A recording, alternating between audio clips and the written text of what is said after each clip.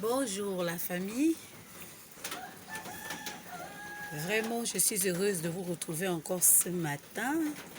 Après tant de mois partis, j'ai vraiment traversé une période très difficile qu'il a fallu que le Seigneur étende encore sa main. Et aujourd'hui, j'ai la paix. Donc, je le bénis. Pour vous dire en fait que lorsque vous êtes le choix de Dieu, vous allez être persécuté à tous les niveaux de votre vie. À un moment donné, comme Job, l'ennemi va se lever et va décider un matin de tout arracher dans votre vie. Et si vous voulez rester accroché à ces choses-là qui vont vous faire perdre vos âmes, vraiment, vous allez périr. Mais si vous dites, Seigneur, je préfère perdre ce travail-là, je préfère perdre ce mariage-là, je préfère perdre vraiment ce péché-là. Mais le plus important, c'est de ne pas perdre ta présence dans ma vie. Vous verrez effectivement que le Seigneur fera quelque chose pour vous. Ce matin, vraiment, je ne serai pas longue. Je ne serai pas longue. Je vais parler juste des cas, des personnes qui ont perdu de l'espoir. Je vais parler des personnes qui se sont enfoncées dans le péché, qui se sont égarées de la voie de Dieu, qui ont été distraits, qui ont été faibles à un moment donné, et l'ennemi a saisi ces personnes-là. Elles se retrouvent dans des situations où elles n'ont plus le courage de se présenter devant la face de Dieu. Elles n'ont plus le courage de demander pardon à Dieu et de revenir sur la voie de Dieu. Je tiens d'abord à vous dire que lorsque Adam et Ève sont tombés dans le péché, ils n'avaient pas eu l'occasion de s'humilier devant Dieu. Ils n'avaient pas pu demander pardon à Dieu. C'est pourquoi nous vivons aujourd'hui les calamités et la malédiction. Si Adam et Ève s'étaient repentis, mais le Seigneur devait revenir à des meilleurs sentiments. Mais lorsque le Seigneur appelait « Adam, Adam, où es-tu » ils ont préféré se cacher et ils ne se sont pas repentis.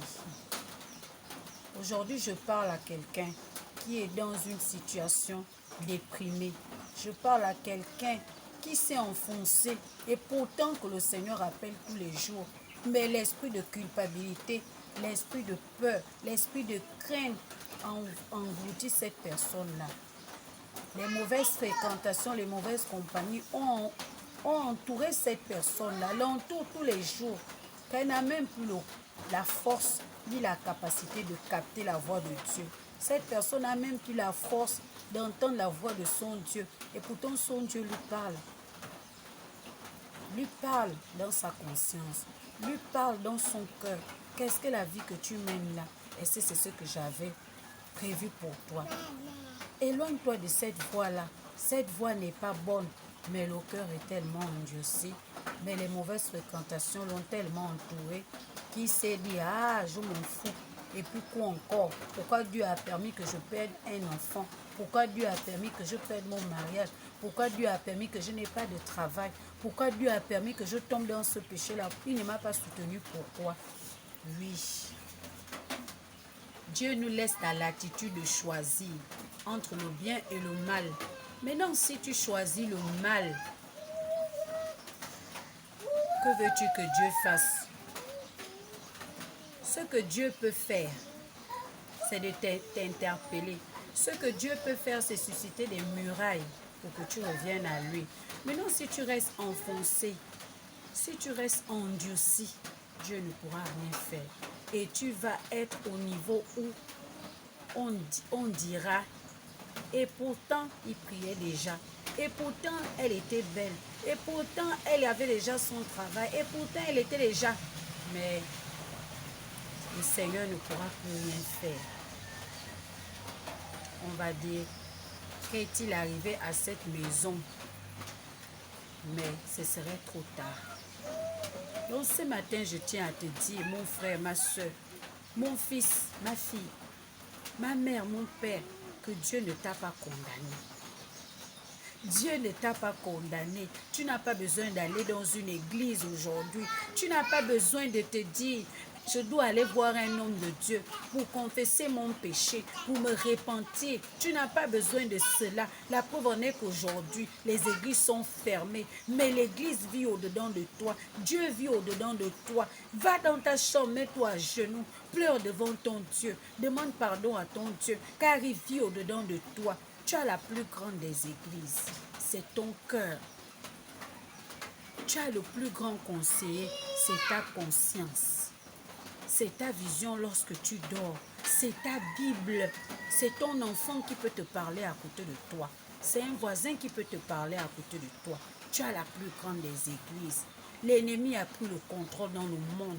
Tellement vous voyez les églises sont fermées, c'est parce qu'il y a la fausseté dans les églises, c'est parce que les églises sont remplies de ces personnes-là qui ont fait croire aux brebis de Dieu, qui ont fait croire au monde que Dieu n'existe pas.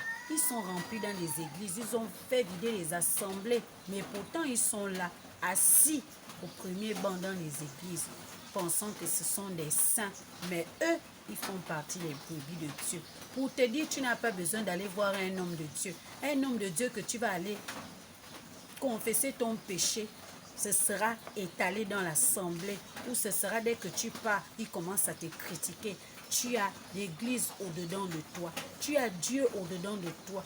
Rentre dans ta chambre et répands-toi. Rentre dans ta chambre et invoque le Seigneur Jésus. Le Seigneur Jésus fera des prodiges dans ta vie. Il te pardonnera. Il te reprendra comme cet enfant prodigue qui s'était éloigné de son père, pensant qu'il était déjà grand, pensant qu'il pouvait déjà voler de ses propres ailes. Il est allé tout vendre. Il est allé tout gaspiller, toutes les richesses que Dieu lui avait données. Il est allé tout lapider, mais après, dans sa pauvreté, dans ses indignations, dans ses humiliations, dès qu'il a regardé, il a dit non, je n'ai plus l'image de mon père, je peux retourner à mon père et m'humilier et mon père me reprendra comme avant. Il te prendra comme cet enfant prodigue-là.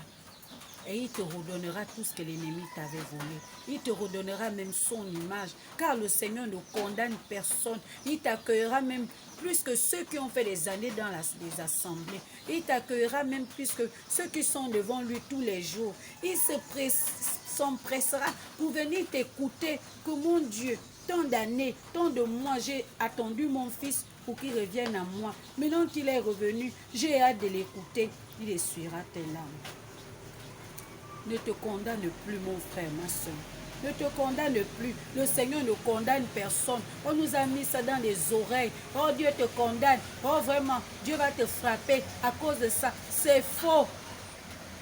Nous avons été à un moment donné des agents destructeurs de nos propres familles, des agents destructeurs de nos propres foyers, à cause de nos langues, à cause des jugements que nous avons apportés à nos frères, nos soeurs, nos époux, nos épouses, nos enfants. Le Seigneur ne condamne personne. Il t'aime tel que tu es. Il savait que tu étais ainsi. Et il a des plans de bonheur et non de malheur pour toi. Repars tout simplement à ton Dieu. Demande-lui pardon. Réponds-toi devant ton Dieu, car il ne te condamne pas. C'est cette parole que j'avais à te dire ce matin. Et le Seigneur pouvait dire, il n'est pas venu pour des hommes en bonne santé. Ce n'est pas des hommes en bonne santé qui ont besoin de médecins, mais c'est des malades. Tu es malade dans le péché. Ton âme est malade. Ta chair est malade. Reviens à ton Dieu ce matin et il va te guérir. Il s'appelle l'agneau de Dieu qui ôte le péché du monde. Il ôtera tes péchés. Il ôtera tes fardeaux. Ce matin, je prie que le Saint-Esprit te visite. Je prie que le Seigneur Jésus te visite et prenne tous tes péchés. Je prie ce matin, quel que soit où tu es, que tu te répandes devant ton Dieu, que tu déposes au pied de sa croix toutes tes fautes et toutes tes faiblesses, et il te donnera la paix. Et tu demandes le soutien du Saint-Esprit tous les jours pour ne plus repartir à ce que tu as vomi. Je vous dis merci la famille et soyez bénis dans le nom puissant de Jésus. Je m'inspire toujours de ma vie. Je ne suis pas prophétesse, je ne suis pas pasteur. Je m'inspire selon les expériences que je rencontre tous les jours de ma vie. Car si je tombe, le Seigneur me relève. Car tout ce qui me met à cœur, comment il me brise, comment il m'éprouve, comment je tombe dans le péché, comment il me ramène. C'est tout cela que j'expérimente avec vous. Et je ne peux pas le garder pour moi, car je crois que ce qu'il fait pour moi, il le fera aussi pour d'autres. Soyez bénis la famille. Et je vous fais des bisous. Et je vous prie de partager cette vidéo. Et que le Seigneur agisse puissamment dans vos vies. Amen.